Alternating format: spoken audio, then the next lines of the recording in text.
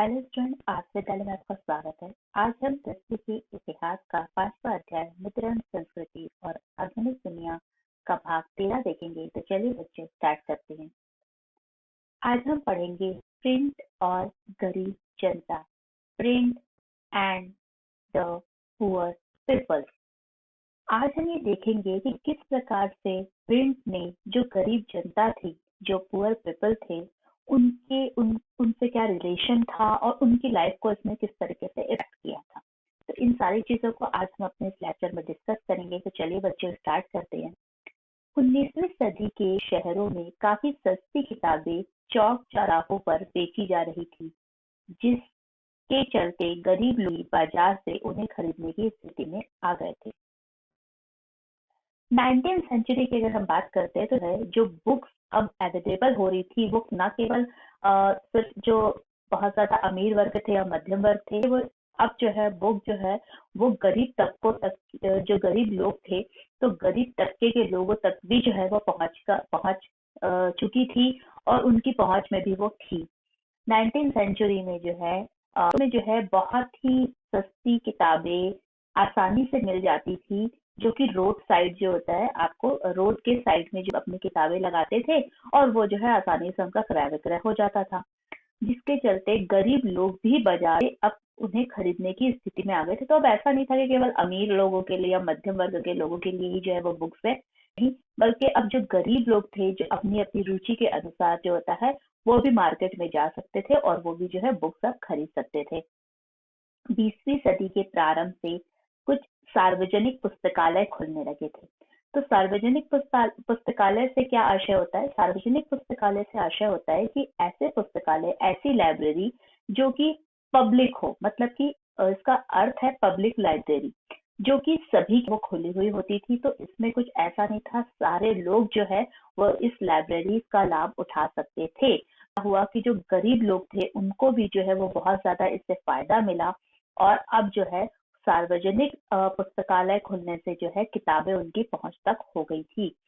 ये पुस्तकालय अक्सर शहरों या तो ये सिटी में होते थे और या तो फिर जो है ये छोटे छोटे ग्राम में, कस्बों में जो है ये इस तरीके के पुस्तकालयों की गई थी, या यदा कदा संपन्न गांव में भी स्थानीय अमीरों के लिए पुस्तकालय खोलना प्रतिष्ठा की बात थी। इसके अलावा कुछ ऐसे शहर, मतलब संपन्न गांव भी होते थे जहाँ के जो अमीर लोग होते थे, वो मतलब जो स्थानीय अमीर होते थे, उनके लिए इस तरीके की अगर वो ये इस तरीके का पुस्तकालय या लाइब्रेरी खोलते थे तो इनके लिए बहुत ज्यादा प्रेस्टीज या प्रतिष्ठा की बात होती थी। एक भारतीय दंपत्ति सफेद स्याह काष्ठ चित्र, देखिए ये एक काष्ठ चित्र बनाया गया और इसमें जो है क्योंकि अभी आपने देखा कि किस तरीके से महिलाओं को शिक्षित करने की बात जो है वो प्रिंट के माध्यम से कही जा रही थी, तो उसी पर जो है थोड़ी सी लोगों ने जो है अपनी कुछ भावनाओं को जो है इस काष्ठ चित्र के माध्यम से भी व्यक्त किया था। तो इसमें जो कलाकार है उन्हें यह उनका जो डर उजागर हो रहा था कि यदि महिलाएं शिक्षित होंगी तो कैसी स्थिति होगी, जैसा कि आप इस चित्र में देख सकते हैं बच्चों। देखिए इस चित्र में जो है एक तरफ एक आदमी को पुरुष को दिखाया गया और एक तरफ एक महिला को दिखाया गया है, और शायद आप इस चित्र को देखकर ये समझ पाएंगे कि जो अभी तक ऐसा समझा जाता था कि जो कार्य महिलाएं कर रही हैं वो इस चित्र में पुरुष करते हुए दिखाई दे रहे हैं, और जो कार्य पुरुष करते थे वो कार्य जो है महिला कर रही है। यह है कि इसमें कलाकार को यह डर उजागर होता है कि पश्चिमी हमले से पारिवारिक व्यवस्था जो है वो उलट पुलट गई है। मर्द वीणा बजा रहा है और औरत जो है वो हुक्का खींच रही है। 19वीं सदी में महिलाओं की शिक्षा की पहल के बाद जो पारंपरिक पारिवारिक भूमिकाओं के छिन्न भिन्न होने की आशंका तेज हो गई थी। कुछ लोग को ऐसा लगने लगा था कि अगर महिलाएं जो है वो शिक्षित होंगी, घर से निकलेंगी, बाहर जाएंगी, तो शायद वो अपने परिवार जो है उन पर उतना ज्यादा ध्यान नहीं दे पाएंगी और उनकी भूमिकाएं जो है अगर उससे चेंज होगी तो पूरी परिवार की स्थिति जो है वो छिन्न भिन्न हो जाएंगी। इस तरीके की भी कुछ ऐसे विचार थे और लोगों ने जो है अपने चित्रों के माध्यम से उसे भी व्यक्त किया था। एक यूरोपीय दंपत्ति 19वीं सदी का काष्ठ चित्र आप इसमें देख सकते हैं। इस तस्वीर में पारंपरिक भूमिकाओं का निरूपण है। साहब शराब की बोतल रखे थामे हैं और मेम साहब वायलिन बजा रही है।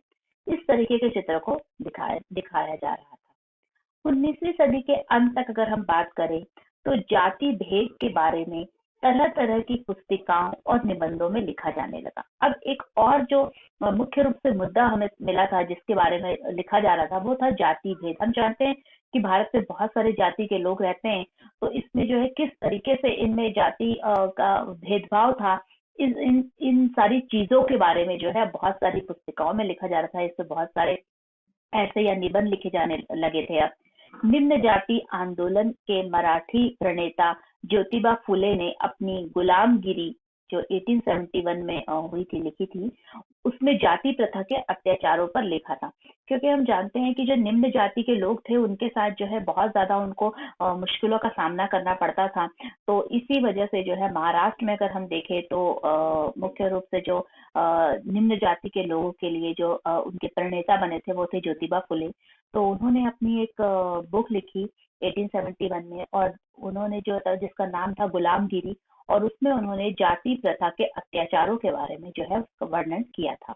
उसी तरीके से 20वीं सदी की अगर हम बात करें तो 20वीं सदी के महाराष्ट्र में भीमराव अंबेडकर और मद्रास में ईवी रामास्वामी नायकर ने जो पेरियार के नाम से भी मतलब बहुत ज्यादा मशहूर हुए थे, जाति पर जोरदार कलम चलाई और उनके लेखन जो है पूरे भारत में पढ़े जाने लगे। देखिए क्या था कि भारतीय समाज में जो होता है वो जाति व्यवस्था इतनी जटिल थी जिसकी वजह से जो है जो निम्न जाति के जो लोग थे उनको बहुत ज्यादा जो है हे दृष्टि से देखा जाता था, और उन्हें बहुत ज्यादा जो है मुसीबतों का सामना उनको करना पड़ता था।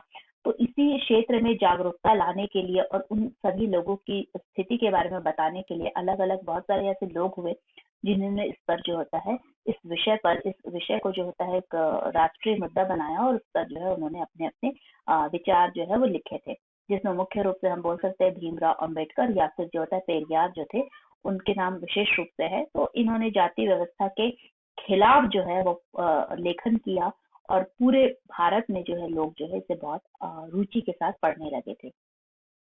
स्थानीय विरोध आंदोलन और संप्रदायों ने भी प्राचीन धर्म ग्रंथों की आलोचना करते हुए नए और न्यायपूर्ण समाज का सपना बुनने की मुहिम में लोकप्रिय पत्र पत्रिकाएं और गुटके छापे थे। कारखानों, इसके अलावा हम बात कर सकते हैं जो कारखानों में काम करने वाले जो मजदूर थे उनसे उनके साथ जो होता है वो बहुत अच्छा व्यवहार नहीं होता था, उनसे बहुत ज्यादा काम लिया जाता था, पर इसके एवज में उन्हें कहा बहुत ही कम वेतन दे रहे थे। तो इस तरह की व्यवस्था के बारे में जो होता है इस तरह की व्यवस्था उस समय होती थी। और लेकिन जो मजदूर थे वो बहुत मजबूर थे कि वो अपने अनुभव को, अपने साथ हुई आप बीती को या तजुर्बों को जो है वो लिख नहीं पाते थे, जिसका मुख्य रूप से कारण यह था क्योंकि वो शिक्षित नहीं थे। उसमें से बहुत से ऐसे लोग थे जो शिक्षित नहीं थे, इसलिए जो है वो अपने तजुर्बों के बारे में जो है वो लिखने में सक्षम नहीं थे। लेकिन एक ऐसे ही मिल मजदूर थे जो कि कानपुर के रहने वाले काशी बाबा थे, जिन्होंने 1938 में जो है एक लेख लिखा था जो कि छोटे और बड़े का सवाल नामक जो है एक लेख लिखा, और इसमें जो है जातीय व्यवस्था और वर्गीय शोषण के बीच का रिश्ता समझाने की कोशिश की थी। उन्होंने बताया था किस प्रकार से जो है समाज में जाति शोषण होता है और किस प्रकार से वर्गीय शोषण होता है और इनके बीच क्या रिश्ता होता है, इसके बारे में उन्होंने अपने इस लेख में लिखा था। ऐसे ही 1935 से 1955 के बीच सुदर्शन चक्र नाम के एक अन्य व्यक्ति थे जो कि मिल मजदूर थे, और उन्होंने जो होता है अपनी कुछ बहुत सारी ऐसी कविताएं लिखी थी 1935 से 1955 तक, जिसको कि संग्रह किया गया था एक एक सच्ची कविताएं नाम से, जो जिनका संग्रहण किया गया और फिर इसे छापा गया था। बैंगलोर के सूती मिल मजदूरों ने खुद को शिक्षित करने के ख्याल से पुस्तकालय बनाया।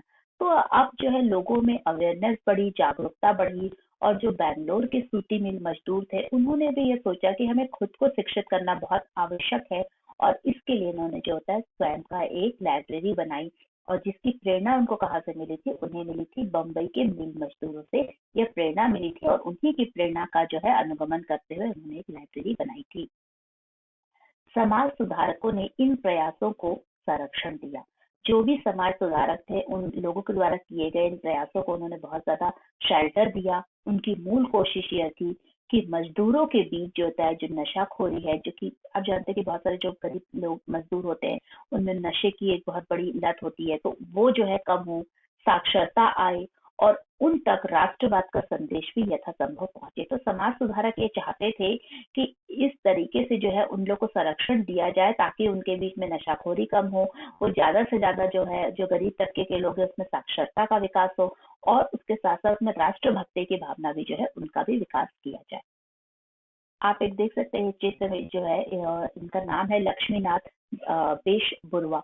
और ये जो लक्ष्मीकांत बरुआ है 1868 से 1938 तक का इनका समय था, जीवन था। और वे आधुनिक असमिया साहित्य के एक बहुत ही वरिष्ठ रचनाकार थे। उन्होंने बूढ़ी आइर साधु यानी कि दादी की कहानियां उनकी एक उल्लेखनीय किताब है।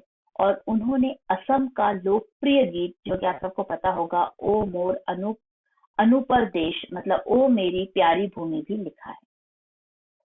So what did we learn today? आज हमने क्या पढ़ा और क्या सीखा? तो बच्चों, आज हमने देखा कि किस तरीके से प्रिंट का जो है वो समाज के जो गरीब लोग थे, जो बहुत ही पुअर पीपल थे, उनके साथ जो होता है उसका कैसा रिलेशन था, और प्रिंट टेक्नोलॉजी ने उन गरीब तबके के लोगों के जीवन को किस तरीके से प्रभावित किया। इन सभी चीजों को आज हमने इस लेक्चर में डिस्कस किया।